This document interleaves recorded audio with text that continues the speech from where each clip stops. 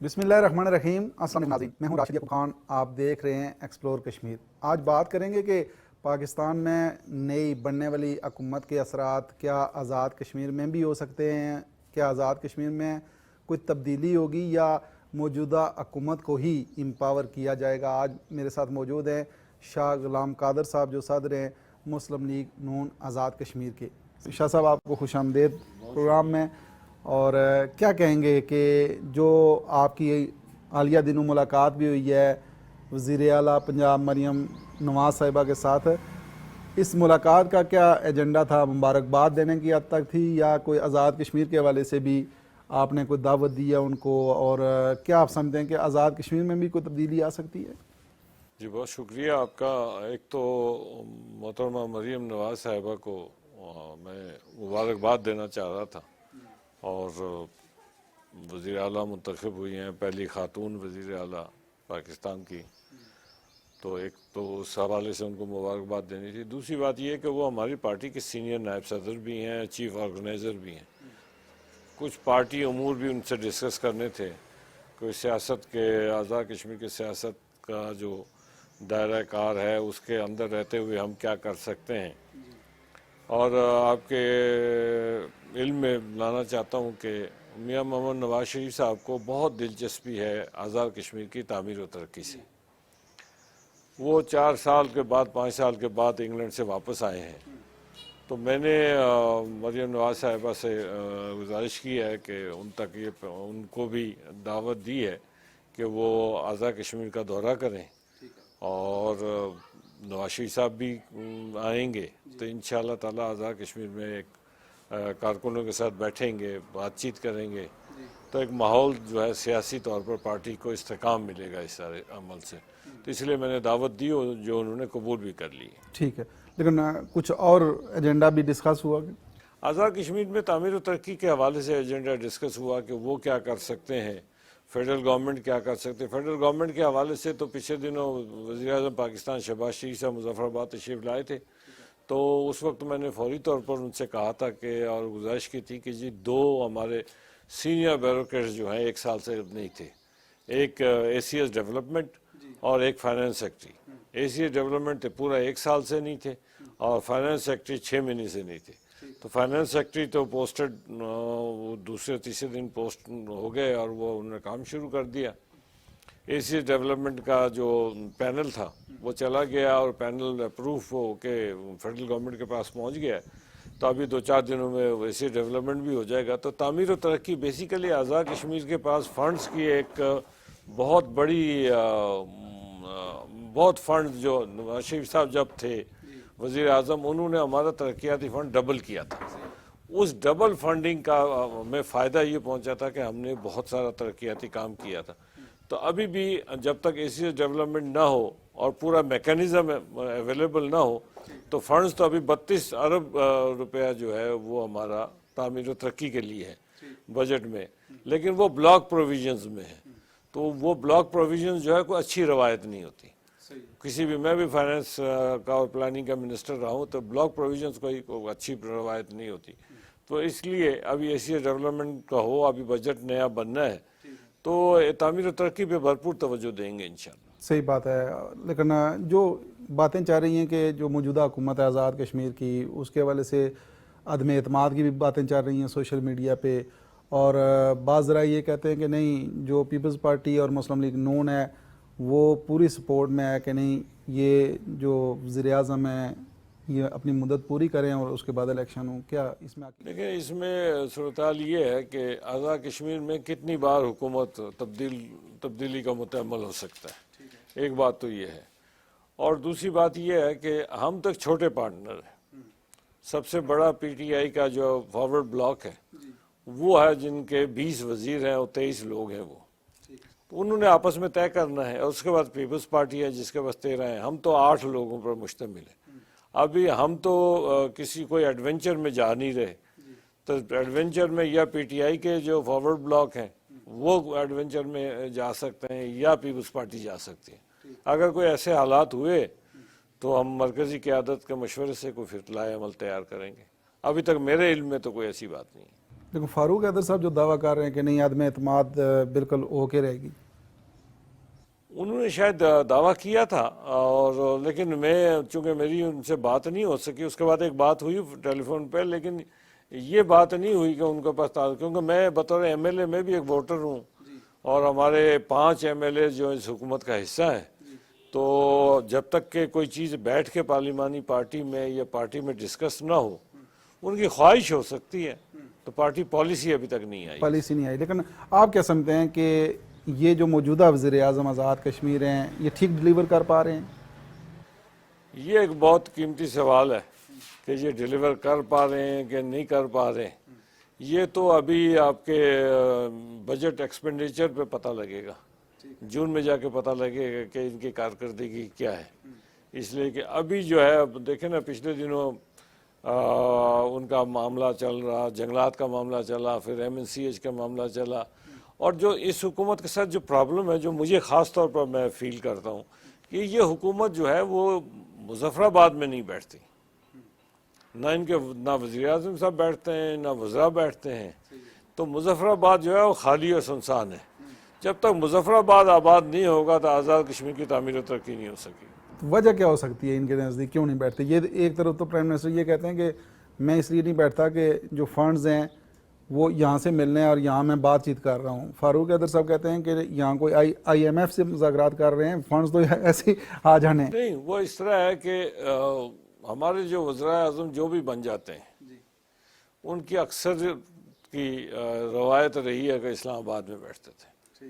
یہ کوئی نئی بات نہیں ہے، اور اس میں سوائے سردار سکندر حیات خان صاحب کے، ہم نے تو سردار قیوم صاحب کو دیکھا ہے وزیر اعظم، سردار سکندر صاحب کو دیکھا ہے، ویسے سلطان محمود صاحب کو دیکھا ہے، ہم نے چودھری مجید صاحب کو بھی دیکھا ہے، فاروق حیدر صاحب کو، یعقوب خان کو، سردار عتیق صاحب کو۔ تو ان میں سے اگر کوئی بیٹھتا تھا مظفر آباد میں تو وہ سردار سکندر حیات صاحب بیٹھتے تھے، باقی تو یہی اسلام آباد میں بیٹھ کے ذرا ان کو آسانی محسوس ہوتی تھی۔ ٹھیک، تو اسی وہی روایت چل رہی ہے۔ لیکن آپ کیا سمجھتے ہیں کہ جو وزراء ہیں آزاد کشمیر کے، آپ کی جماعت کے لوگ بھی ہیں، کیا وہ با اختیار ہیں؟ بااختیار، اگر وزیر بااختیار نہیں ہے تو اس کو وزارت سے باہر آ جانا چاہیے۔ وہ کس لیے بیٹھا ہے پھر؟ وہ اس کے کوئی ایکسکیوز تو یہ نہیں ہے کہ میں بااختیار نہیں ہوں۔ کیوں نہیں ہے بااختیار؟ اس کے پاس رولز آف بزنس میں اختیار ہے، اس کو امپلیمنٹ کرنے کی بات ہے نا۔ اپنا اختیار جو انسان استعمال نہ کر سکے تو پھر اس کو وہ کام چھوڑ دینا چاہیے۔ ہاں، تو اس لیے بااختیار ہے، ہمارے وزراء تو بااختیار ہے، میں باقیوں کا تو نہیں کہہ سکتا۔ ٹھیک ہے، اچھا، جو آزاد کشمیر کی صورتحال ہے، جس طریقے سے بڑھتی ہوئی بے روزگاری ہے اور آزاد کشمیر کو منصوبہ بندی نظر نہیں آتی، آپ کی جماعت، آپ خود چونکہ مسلم لیگ نون کے صدر ہیں، منصوبہ بندی کہیں کرنے جا رہے ہیں کہ آزاد کشمیر میں روزگار کے مواقع کیسے دیں گے؟ جس طرح نیلم ویلی سے آپ خود الیکشن بھی لڑتے ہیں، کتنا ہب ہے سیاحت کے حوالے سے، کیا ایسا کیا جا سکتا ہے کہ ٹورزم کی پروموشن کے لیے، انویسٹرز کو آزاد کشمیر کے اندر لانے کے لیے، کوئی چیئر لفٹ لگانے کے لیے اور مختلف آرٹس بنانے کے لیے اقدامات کیے جائیں تو آزاد کشمیر میں بے روزگاری بھی کم ہو، اور جو پاکستان بھر سے، دنیا بھر سے لوگ جائیں تو ان کو ایک حقیقی جنت کا نمونہ پیش ہوتا ہوا نظر آئے؟ صرف ہمارے پاس پوٹینشیل جو ہے نا، ایک پوٹینشیل ہے کہ ہم ٹورزم کو فروغ دیں۔ مجھے یاد ہے 2010 میں اور بلکہ 16 تک نیلم ویلی میں 10 یا 11 سرکاری ریسٹ ہاؤسز یا گیسٹ ہاؤسز تھے۔ آج نیلم ویلی میں 650 گیسٹ ہاؤس ہے، تو اس کا مطلب ہے کہ ٹورزم امپروو ہوئی ہے۔ اور جب گرمیوں میں بعض دن تو ایسے ہوتے ہیں کہ ٹورسٹوں کو جگہ بھی نہیں، اگر کسی نے بکنگ نہیں کرائی تو ان کے لیے پھر جگہ بھی نہیں ملتی۔ ٹورزم کو فروغ کے لیے بنیادی نکتہ یہ ہے کہ آپ کا انفراسٹرکچر ٹھیک ہونا چاہیے۔ ہمارا جو فوکس رہا مسلم لیگ نون کی 2016 سے 21 تک حکومت کا، کہ ہم نے انفراسٹرکچر کو بلڈ اپ کیا، پورے آزاد کشمیر میں سڑکوں کے جال بچھائے، جہاں جہاں رہ گئے۔ میں نیلم کی بات کر دوں تو ابھی میں نے شاردا تک جو ہے، بلکہ کیل اور تاوبڑ تک کے روڈ کے کام جاری ہیں، 1-2 سال میں یہ سارے مکمل ہو جائیں گے، تو اور جہاں پہ 8 گھنٹے لگتے تھے اب 4 گھنٹے لگتے ہیں، تو ٹورسٹ کے لیے آسانی ہے۔ پہلے موبائل سروس نہیں ہوتی تھی، اب موبائل سروس ہے۔ تو یہ اٹریکشن جو ہے نا، اسی سے آپ اندازہ کریں کہ کتنی ترکی کی جو ٹورزم انڈسٹری ہے اس کی جی ڈی پی کا جو ہے 40% ہے، تو ہم آزاد کشمیر میں اس کو 40-50% تک اپنے انکم میں لے کے جا سکتے ہیں۔ دوسرا ہمارے پاس ہے یہ جو ہائیڈل جنریشن، اس پہ ہمیں پروجیکٹس ابھی اللہ کا شکر ہے گورنمنٹ آف پاکستان نے جب اسحاق ڈار صاحب ہمارے وزیر خزانہ رہے، انہوں نے میرے حلقے میں ایک پروجیکٹ ہے shooter hydel project 48 mega what کے سعودی تعاون کے ساتھ انہوں نے اس کی منظوری کروائی، اور اس میں اب اگر وہ ہوتا ہے تو وہاں بے روزگار نوجوانوں کو نوکری بھی ملتی ہے، لیکن 48 میگا واٹ بجلی جب ہو تو آپ اندازہ کریں کہ چیپسٹ ریٹ پاسبل پہ وہ جو ہے وہ جب آپ کے نیشنل گریڈ میں چلی جائے گی اور علاقے کو بھی ملے گی، تو یہ ہمارے پاس پوٹینشیلز ہیں۔ اس کے بعد آج کے دور میں آپ جو ہیں وہ اللہ نے کبھی موقع دیا تو کریں گے، یہ جو ہمارا آئی ٹی سیکٹر ہے، ہمارے بہت ٹیلنٹڈ نوجوان ہیں، آئی ٹی سیکٹر کو ہمیں ایکسپلور کرنا ہے، اور آئی ٹی سیکٹر کو اگر ہم ایکسپلور کر سکیں اور اس کو ہم آگے لے کے جا سکیں، جیسے پنجاب میں محترمہ مریم نواز صاحبہ نے کہا کہ 5 شاید وہ آئی ٹی سٹیز بنا رہی ہیں، تو ہم بھی اگر اس نیچ پہ چلے جائیں تو آزاد کشمیر میں بے روزگاری جو ہے اس وقت تو سب سے اوپر جو ہے بے روزگاری کا تناسب آزاد کشمیر میں۔ شاہ صاحب آپ بات کر رہے تھے آئی ٹی سینٹر کی، آزاد کشمیر میں اس پہ کام کیا جا سکتا ہے، لیکن کیا اس پہ وفاق کے حوالے سے کوئی بات چیت چل رہی ہے یا بات کرنے کی کوئی منصوبہ بندی ہے؟ دیکھیں نا، یہ ہے دنیا بھر میں یہ جو لوگ خود کرتے ہیں اس پہ کام، گورنمنٹ کا کام ہوتا ہے کہ فیسیلیٹیٹ کرنا، تو منصوبہ بندی کرنی پڑتی ہے کہ اس کا منصوبہ بندی کر کے اس کو فیسیلیٹیٹ کیا جائے۔ پاکستان کی ٹوٹل جو اس وقت تو میں نے پچھلے دنوں پڑھا کہیں $3.5 ارب جو ہے پاکستان کی آمدنی ہے آئی ٹی سیکٹر سے، اور بھارت کی جو ہے وہ تقریباً کوئی 15 سے 20 ارب ڈالر جو ہے، تو ان کا چونکہ انہوں نے اس پہ توجہ کی ہے۔ آزاد کشمیر میں باغ میں ایک ادارہ ہے، پرائیویٹ ہے، اس نے تقریباً کوئی بے شمار لوگوں کو ملازمتیں دی ہیں، اور وہ ملازمت سے دیکھیں کہ ایک تو بے روزگاری ختم ہوا، تو اگر ہمارے پاس اور ٹرینڈ ہوں، جو ٹرینڈ لڑکے لڑکیاں ہوں مختلف شہروں میں ہوں، تو ہم اس پہ بہت توجہ کر سکتے ہیں۔ اس کے لیے پراپر پلاننگ کی ضرورت ہے، اور پاکستان میں اس پہ کام شروع ہو چکا ہے۔ آزاد کشمیر میں انشاءاللہ اس پہ کام شروع کرنے کی کوشش ہمیں ضرور کرنی چاہیے۔ صحیح بات ہے، لیکن جس طرح باغ کی آپ بات کر رہے ہیں، باغ میں ایک شخص امریکہ میں بیٹھ کے سارا نظام انہوں نے یہاں چلایا اور روزگار دیا، اسی طریقے سے میں جو تجویز دینا چاہ رہا تھا کہ مختلف سرمایہ دار جو بیرون ممالک میں آباد ہیں، کشمیری ہیں، ان کو اس طرف لایا تو جا سکتا ہے نا، مختلف سیکٹرز میں، آئی ٹی ہو، سیاحت ہو، زراعت ہو، تاکہ کوئی ایسا ماڈل اپنایا جائے ترقی کا کہ آزاد کشمیر میں انقلاب آ سکے۔ کشمیری ویسے بھی بہت ذہین لوگ ہوتے ہیں، اور جب ذہانت ہوتی ہے ان کو صرف آپ نے بتانا ہے کہ کرنا کیا ہے، اور وہ اس کو گائیڈ کرنا ہے، اور جیسے وہ گائیڈ ہوگا اور اس کو پتہ لگ جائے گا کہ یہاں سے ہمیں کوئی فائدہ پہنچ سکتا ہے، ریاست کو بھی فائدہ پہنچے گا، مجھے بھی فائدہ پہنچے گا، میرے خاندان کو فائدہ پہنچے گا، تو پھر ضرور کرے گا بس۔ صحیح بات ہے۔ اچھا، جو سیاحت کی آپ سر بات کر رہے تھے، سیاحت میں بھی دیر کوٹ کے اندر اگر ایک سرکاری ریسٹ ہاؤس پرائیویٹ سیکٹر میں دیکھے تو ایک ماڈل کا وہ نمونہ پیش کرتا ہے۔ گرمیوں سردیوں میں دیکھیں تو بے پناہ وہاں رش ہوتا ہے، کمرے نہیں ملتے، اور اسی طریقے سے جو سرکاری بلڈنگز ہیں، سرکاری ریسٹ ہاؤسز ہیں، ان کو پرائیویٹ سیکٹر میں دے کے تو آپ سمجھتے نہیں ہیں کہ اسی طرز پہ اگر کام کیا جائے تو آزاد کشمیر میں جو سیاحت ہے اور زیادہ پروموٹ ہو سکتی ہے، لوگوں کو رہنے کی جگہ اچھی ملے گی تو لوگ جائیں گے۔ پرائیویٹائزیشن اگر کرنی ہے یا لیز پہ دینی ہے، اس کو بالکل اوپن ہونا چاہیے۔ لوگوں کو ہمیشہ شک شبہ میں پھنسا دیتے ہیں کہ جی یہاں پہ یہ گھپلا ہو گیا، وہاں پہ یہ گھپلا ہو گیا۔ ابھی آج کل سن رہے ہیں کہ ایک نئی کمپنی آ رہی ہے کوئی، اور وہ اب آپ کو ان کا جو قوانین ہے ان سے نابلد ہو کر تو آپ کسی کو لیز نہیں دے سکتے، تو دیکھنا پڑے گا وہ کمپنی وہ کون ہے، اور اس کو جو آپ زمین دے رہے ہیں جس میں وہ کیا بنائیں گے، کتنے عرصے میں بنائیں گے، اس کو چاہیے کہ گورنمنٹ جو ہے اس کے لیے پوری ایک بریفنگ کا اہتمام کرے اور بریفنگ کر کے پورا ایک پلان ڈسکس کرے. یہ نہیں کہ آج ایک کمپنی آگے آج آپ نے اس کو 10 کنال دے دی یا 200 کنال دے دی, کل دوسرا آ جائے گا اس کو دے دیں گے. پالیسی بننی چاہیے اور اس کرائٹیریا میں جو فٹ آتا ہے اس کو آپ دیتے جائیں, تبھی طریقے. اصل میں پالیسی نہیں بنی ابھی تک. جیسے پاکستان میں اب پالیسی ون ونڈو آپریشن کی بات ہو رہی ہے, تو آزاد کشمیر میں بھی ون ونڈو آپریشن ہونی چاہیے اور پالیسی کلیئر ہونی چاہیے. صحیح بات ہے, لیکن یہ بھی تو فرض آپ لوگوں کا ہی بنتا ہے نا, سیاستدانوں کا ہی بنتا ہے. پالیسی تو آپ نے بنانا نہیں ہے, آپ لوگوں نے سر جوڑنے ہیں تو پالیسی بنے گی. یہ دیکھیں نا, یہ ڈرائیونگ سیٹ پہ وہ جو ہوتا ہے نا, یہ ان کی ذمہ داری ہوتی ہے کہ اس کو دیکھیں. ہم تو تجاویز دے سکتے ہیں اور ایگزیکٹو پاور تو ہمارے پاس ہے نہیں. جو ایگزیکٹو میں بیٹھا ہوتا ہے اس کو یہ اختیارات ہوتے ہیں اور وہ ایگزیکٹو پاور کو استعمال کرتے ہوئے وہ تجاویز لیں اور ان تجاویز پہ عمل کیا جائے. میں سمجھتا ہوں آزاد کشمیر میں ٹوریزم پوٹینشیل اتنا بڑا ہے کہ آزاد کشمیر میں بے شمار چیزیں ہو سکتی ہیں. جیسے وہاں پہ یہ جو انٹرنیٹ کی سہولت ہے اس کو بہتر بنایا جا سکتا ہے. آزاد کشمیر میں یہ جو موبائل ٹیلی فون کے کنیکشنز ہیں, کم از کم جو دور دراز علاقہ ہیں وہاں پہ بھی دوسری موبائل کمپنی جو پاکستان کے مختلف علاقوں میں کام کرتی ہیں, جو لاہور میں کام کر سکتی ہیں, وہ یو فون ہو کوئی اور فون ہو, اور تو وہ فون نیلم میں بھی کام کر سکتی ہے, حویلی میں بھی کام کر سکتی ہے, ان کو دیں. اور یہ سسٹم جو ہے موبائل کا آگے چلتا ہے تو تھوڑی دیر کے بعد بند ہو جاتا ہے, یہ نہیں ہونا چاہیے.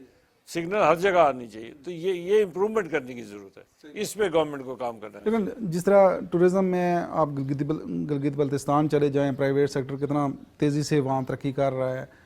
اسی طریقے سے اگر پنجاب کا ٹورزم دیکھیں یا کے پی کا دیکھیں, تو آپ سمجھتے نہیں ہیں کہ آزاد کشمیر میں اس طریقے سے اتنے جو وہاں کے افسران ہیں یا اہلکاران ہیں ان کی ٹریننگ اس طریقے سے نہیں ہے. اگر اس طریقے سے ٹریننگ کروائی جائے تو یقیناً ٹورزم میں بالکل اور طرح کا انقلاب آ سکتا ہے باقیوں کی طرح. بات یہ ہے کہ ہم یہ انتظار میں رہیں کہ آپ ان کو ہم ٹرین کریں گے, 20 سال تنخواہ دینے کے بعد 20 سال تو پھر ضائع ہو گئے نا.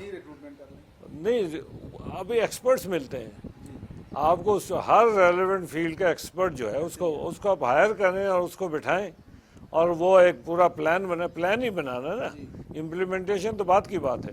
ابھی تو پلان نہیں ہے, ابھی پلان بننا چاہیے. پلان بن جائے تو اس کے بعد اس کو امپلیمنٹ کریں. صحیح بات ہے. اچھا, جو نیلم کی بات ہم کر رہے تھے, نیلم میں اگر دیکھیں تو جنگلات کی وجہ سے ہی خوبصورتی ہے نا, لیکن پچھلے دنوں بھی باتیں چل رہی تھی کہ جنگلات کی کٹائی بہت تیزی سے ہوتی ہے, کوئی روکنے والا نہیں ہے. منسٹر صاحب کے لیے بات ہو رہی تھی کہ وزیر جنگلات خود انوالو ہیں. تو اس کو کیسے روکا جائے درختوں کی کٹائی کو سر, کہ جو نیلم کی آزاد کشمیر کی خوبصورتی ہے وہ برقرار بھی رہے. پھر دوسری یہ بات چلتی ہے کہ نہیں, اگر جنگلات کی کٹائی نہ ہو تو وہاں ایندھن کیسے استعمال کریں, لوگ برف سے ٹھنڈ سے مر جائیں. تو متبادل ذرائع کیا ہو سکتے ہیں ایندھن کے؟ ہائیڈرل پروجیکٹس بھی لگ سکتے ہیں, لوگوں کو آسان اس پہ بجلی مہیا ہو سکتی ہے, جو بل بھی کم ہو. یہ بہت امپورٹنٹ کوشچن ہے. سوال یہ ہے کہ اس میں ایک طریقہ یہ ہے کہ جو مقامی آبادی ہے, پہلے دیکھیں گے مقامی آبادی کی ضروریات کیا ہیں. مقامی آبادی جو پہاڑ پہ 9000 فٹ 10,000 فٹ پہ رہتا ہے, وہ کہاں سے ایندھن لائے گا, وہ کہاں سے اپنا گھر بنائے گا؟ لکڑی اگر نہیں کاٹے گا تو وہ گھر کیسے بنائے گا؟ اس کو رہن سہن صدیوں سے ایک رواج ہے وہ اپنے درخت. لیکن اگر درخت کاٹ کے اس کو اسمگل کر کے, دیکھیں نا نیلم ویلی سے ایک ہی روڈ ہے جو مظفر آباد کو آتی ہے, تو اتنا بڑا محکمہ ہے تو وہ اسمگلنگ روکے نا, کہ جو لکڑی جو ہے اسمگل نہ ہو. اگر لوکل کسی نے اپنے گھر کے لیے بنایا اس کو تو آپ مجرم ٹھہرا رہے ہیں. تو لیکن جو مظفر آباد یا اسلام آباد لکڑی بیچ رہا ہے لا کے, اس کو آپ کچھ نہیں پکڑے. یہ کیا بات ہوئی بھائی؟ دوسری بات یہ ہے, جو ہائیڈل کی آپ نے بات کی, ہائیڈل میں جس وقت سردیاں ہوتی ہیں ہائیڈل جنریشن کم ہو جاتی ہے. وہ اس لیے کہ برف ہوتی ہے, پانی جم جاتا ہے, بلو فریزنگ اس پہ چلے جاتے ہیں, بہت کم بجلی پیدا ہوتا ہے. جہاں پر 500 کلو واٹ اگر چھوٹا سا ہائیڈل یونٹ میں پیدا ہوتا ہے, وہ 150 رہ جاتا ہے، 200 رہ جاتا ہے۔ تو اس کا متبادل کو آپ کو دیکھنا پڑے گا کہ اس کو ہم کیسے کر سکتے ہیں۔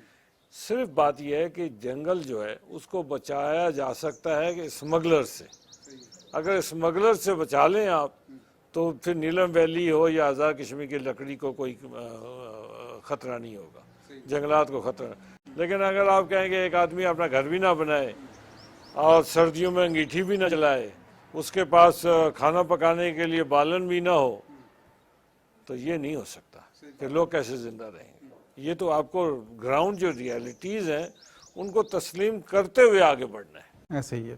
اچھا، جو ہم زراعت کی بات کرتے ہیں سر، آج کل کچن گارڈننگ کا پاکستان میں دیکھیں کہ کس تیزی سے ٹرینڈ بڑھ رہا ہے۔ ہم دیکھتے ہیں کہ آزاد کشمیر کے مختلف علاقے ہیں، جس طرح لیپا ویلی ہے، وہاں چاول کتنا بڑی مقدار میں ہوا کرتا تھا۔ اسی طرح باغ کے کچھ علاقے ہیں کہ یہاں سے کہا جاتا ہے کہ پونچھ میں ڈوگرا لے کے جایا کرتے تھے چاول، آج وہی زمینیں ہیں لیکن بنجر ہیں۔ جب بھی کسی سے بات کی جائے تو کہتے ہیں جی حکومت یہ کر گئی ہے، حکومت وہ کر گئی ہے، حکومت کی سرپرستی نہیں ہے، زراعت نالائق ہے، فلاں ہے۔ تو اس وقت کہاں زراعت ہوتا تھا، کہاں حکومت ہوتی تھی کہ ان کو فیسیلیٹیٹ کرتے تھے؟ زمینیں تو وہی ہیں، کس نے روکا ہے لوگوں کو؟ کیوں لوگ اس طرف نہیں کام کرتے؟ اس میں دیکھیں نا، اس میں محنت لگتی تھی۔ پہلے زمانے میں لوگ محنت کرتے تھے، اپنے زمینوں کو آباد رکھتے تھے۔ آج جو ہے وہ نوجوان جو بڑا ہوتا ہے، پہلے اس کی کوشش ہوتی ہے کہ مجھے کوئی سرکاری ملازمت مل جائے، اور اگر نہیں ملتی تو وہ سعودی عرب اور اس ایریا میں جانے کی کوشش کرتا ہے۔ میرپور سیکٹر میں جو چاہے جائیں تو وہ انگلینڈ جانے کی کوشش کرتا ہے۔ تو وہ زراعت پہ توجہ نہیں کرتا ہے۔ یہ کہنا ہے کہ گورنمنٹ کر کے دے گی، گورنمنٹ کا محکمہ زراعت بھی انتہائی ناقص کارکردگی ہے۔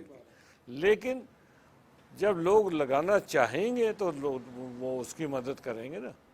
تو وہ مدد تو تب کریں گے، کوئی جائے گا، کوئی ڈاکٹر کے پاس جائے گا تو علاج بتائے گا نا۔ ڈاکٹر کے پاس جاتے نہیں ہیں۔ ایک زمانہ تھا ہمارے آزاد کشمیر میں جو ہے وہ دودھ کی پیداوار جو ہے وہ بہت ہوتی تھی، کوئی باہر سے دودھ لانے کی ضرورت نہیں پڑتی تھی۔ آج جو ہے آپ بالکل اینڈ تک چلے جائیں آزاد کشمیر میں، لوگ جانور نہیں پالتے۔ پہلے جہاں پہ ہر گھر میں 5-5 10-10 گائیں ہوتی تھیں، آج جو ہے وہ ہے ہی نہیں ہے۔ وہ بازار سے دودھ لے کے، اب اس کو کس نے روکا ہے کہ وہ کرے؟ وہ عادات و اطوار جو تبدیل ہوئے ہیں، اس عادات و اطوار کو آپ تبدیل کر کے واپس اس مقام پہ لے جانے کے لیے انسینٹیو کی ضرورت ہے۔ وہاں پہ آ کے تنقید جائز ہے کہ وہاں پہ وہ انسینٹیو آپ دینا پڑے گا کہ اس کو ہم کیسے اس کو آگے کر سکتے ہیں اور کیسے ہم گائے دے سکتے ہیں۔ ایک اسکیم پچھلے عرصے میں چلی تھی لیکن وہ پھر رک گئی ہے، ورنہ اس کا بھی بڑا فائدہ ہو رہا تھا کہ ایک گائے ان کو دے دیں تاکہ گاؤں کی خواتین جو ہے وہ اس کا اپنے ذریعہ آمدن بھی بنا لیں دودھ بیچ کے، تو اسے لوکل جو ہے وہ اس کا فائدہ اٹھائیں۔ صحیح بات ہے۔ لیکن آپ کے نزدیک مطلب ذہن میں آئیڈیا کیا ہے کہ آزاد کشمیر میں جس تیزی کے ساتھ نوجوان ڈگریاں لے کے پریشان بیٹھے ہیں، حل کیا ہے؟ بے روزگاری ختم کیسے ہوگی؟ لوگوں کو کیسے روزگار کے مواقع مہیا کیے جا سکتے ہیں؟ کن سیکٹرز پہ کام کرنے کی ضرورت ہے اور پرائیویٹ سیکٹر کو کتنی آسان طریقے سے انوالومنٹ وہاں ضروری ہے؟ لیکن ایک تو جو بنیادی طور پر ایک ذہن ہمارا خراب ہو گیا کہ جی جو کچھ بھی آپ بس ڈگری لینے کا مقصد ہے کہ جی ہم نے ریسرچ نہیں کرنے، کوئی کام نہیں، ہم نے نوکری ڈھونڈنی، اور نوکری میں بھی 9 بجے جانا ہے، 2 بجے گھر آ جانا، بس یہ ہمارا منتہا زندگی ہے۔ ایسا نہیں ہے، ایسا نہیں ہے۔ اس سے اصل خرابی یہاں سے شروع ہوتی ہے۔ ہمارے پاس ٹورزم سیکٹر میں ٹورسٹ گائیڈ بن سکتے ہیں، پڑھے لکھے نوجوان ہیں نا، ٹورسٹ گائیڈ بن سکتے ہیں، ٹورزم کی کمپنیاں بنا سکتے ہیں یا آئی ٹی کی کمپنیاں بنا سکتے ہیں۔ کچن گارڈننگ کی آپ نے بات کی، لوکل مشرومز جو ہوتے ہیں ہمارے پاس مانے یہ جڑی بوٹیاں جو ہیں جن سے دنیا بھر میں ایکسپورٹ ہوتی ہیں۔ اچھا، جو آزاد کشمیر کی موجودہ حکومت ہے، اس میں ظاہر ہے آپ بھی شامل ہیں، مسلم لیگ نون شامل ہے، پیپلز پارٹی شامل ہے۔ جو آنے والا عرصہ ہے، کیسے آپ لوگ مہم چلائیں گے؟ کیسے لوگوں کو اٹریکٹ کریں گے؟ باہر کیسے نکلیں گے؟ جو حکومت کی خرابیاں ہیں ان پہ اگر تنقید ہوتی ہے تو اس میں مسلم لیگ نون اور پیپلز پارٹی برابر کی شریک ہے، تو کیسے آپ لوگوں کو ایکٹیویٹ کریں گے؟ نہیں، میں نے تو پہلے گزارش کر دی ہے کہ ہم تو 4 حلقوں میں حکومت کے حصے دار ہیں، 29 حلقوں میں ہم حصے دار نہیں ہیں، اس لیے بطور جماعت ہم حکومت کے حصے دار نہیں ہیں، بطور ایم ایل اے ہم حکومت کے حصے دار ہیں۔ تو اس لیے کو اوورال پالیسی، جو پالیسی حکومت بنائے ہمیں اعتماد میں لے گی تو ہم اس کی اونرشپ لیں گے۔ جو پالیسی وہ اپنے طور پر وزیر اعظم صاحب بنائیں گے یا ان کی پارٹی بنائے گی تو ہم اس کی اونرشپ نہیں لے سکتے۔ ہمیں تو اونرشپ اس بات کی لینی ہے جس بات میں ہمارا مشورہ ہو، جس بات میں ہم شریک ہوئے ہوں گے تو ہم اس کے فریق بھی بنیں گے۔ جس معاملے میں ہم فریق نہیں ہیں ہم اس میں شریک کیسے ہو سکتے ہیں؟ تو یہ بڑا سمپل سا فارمولہ۔ صحیح ہے، بالکل۔ جاتے جاتے جو آزاد کشمیر کے نوجوان ہیں ان کو آپ کی طرف سے کوئی میسج؟ نہیں، میں تو صرف اتنی بات کہوں گا اپنے نوجوانوں سے کہ نوجوانوں کو مایوسی جو ہے نا وہ گناہ ہے، اور جو سب سے امپورٹنٹ بات ہے کہ ابھی پاکستان میں جو حکومت ہے شہباز شریف صاحب کی قیادت میں اور پنجاب میں جو ماڈل اپنایا جا رہا ہے محترمہ مریم نواز صاحبہ کی جانب سے، یہ 2-3 مہینے میں 4 مہینے میں چیزیں واضح ہو جائیں گی، پاکستان ایک سمت کی طرف چل پڑے گا۔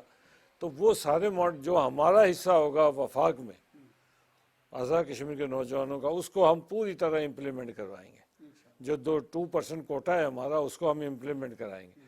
دوسرا، آزاد کشمیر میں انکم جنریشن کے پروجیکٹس جو ہیں فیڈرل گورنمنٹ سے لیں گے، اور اس پہ جیسے ابھی ہم نے وزیر اعظم پاکستان سے گزارش کی تھی تو انہوں نے ہمیں 3 دانش اسکول جو ہیں آزاد کشمیر کے لیے منظور کیے ہیں، اور یہ کوئی چھوٹا پروجیکٹ نہیں ہے، بڑا پروجیکٹ۔ یہ 3 ایک نیلم میں لگے گا، ایک باغ میں، اور ایک ابھی بھمبر اور کوٹلی کے درمیان فیصلہ ہونا ہے۔ تو یہ 3 یہ چھوٹے ادارے نہیں ہیں، تو اس سے تو بہت روزگار کے مواقع بھی ملیں گے۔ تو اسی طرح جیسے جیسے کہاں جہاں سے بھی ہمیں موقع ملے گا ہم اپنے نوجوانوں کو آگے لے جانے کے لیے اپنی صحیح کرتے رہیں گے انشاءاللہ تعالی۔ بہت شکریہ سر، آپ نے ٹائم دیا۔ جی ناظرین، پروگرام آپ نے دیکھا، اور اس امید کے ساتھ کہ آزاد کشمیر کا جو نوجوان ہے وہ مایوس نہیں ہوگا، وہ آگے بڑھے گا، اور بجائے اس کے کہ وہ سرکاری ملازمتوں کی تلاش میں پھرتا رہے، وہ آگے بڑھ کے کچھ نیا کرے گا جس سے وہ باقی نوجوانوں کو بھی روزگار کے مواقع دے گا۔ اسی کے ساتھ ہی راشد یعقوب خان کو دیجیے اجازت۔ اللہ نے کے